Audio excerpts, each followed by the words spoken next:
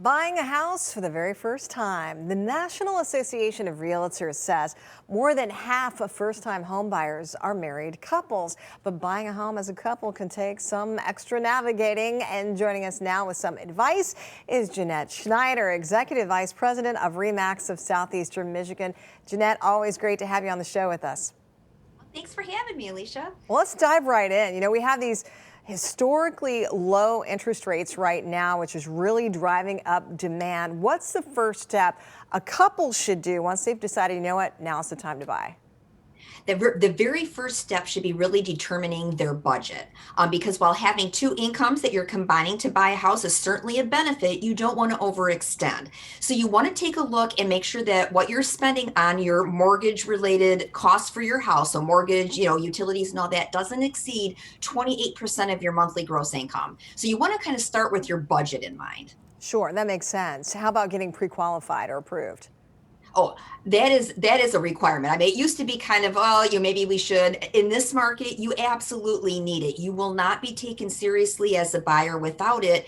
And now with COVID and other things, sellers may not even let you into their house, unless you can prove that you're a qualified buyer. So you absolutely want to talk to a lender. How important is it to create a wish list of what you want before you start looking, especially with the market being so hot right now and a lot of people, experiencing bidding wars when they put an offer down?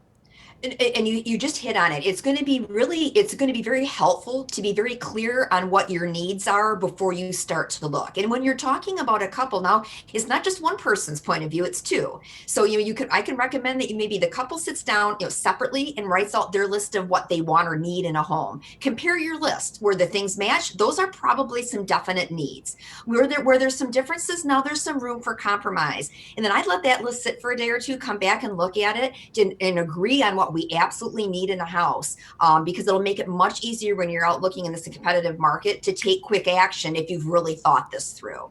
And do you find that a lot of couples, with the pressure on right now to try to take advantage of these rates, are like, they can't really come to terms with what to cut off of their wish list?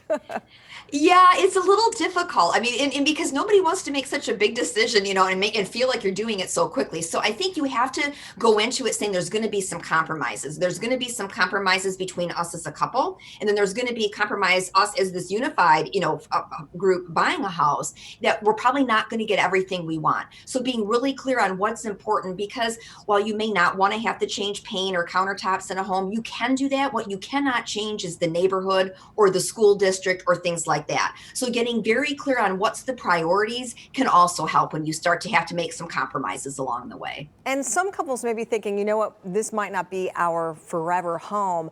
Mhm. What are the items, the bullet points, if you will, in a home that are best for resale?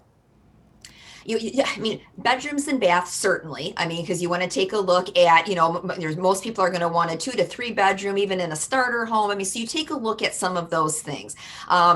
What becomes probably a little bit more optional are, do you really need a family room and a living room? Do you really need, the extra dining room? Many of us don't really use a dining room as a dining room. Might be a home office these days, but you want to look for space that today can be adaptable. And that's really what we're seeing in a lot of homes is what used to be the spare bedroom maybe is now the exercise room. So if you're looking for spaces that can be easily adapted from how you're using it to how someone else can use, that's very helpful right now.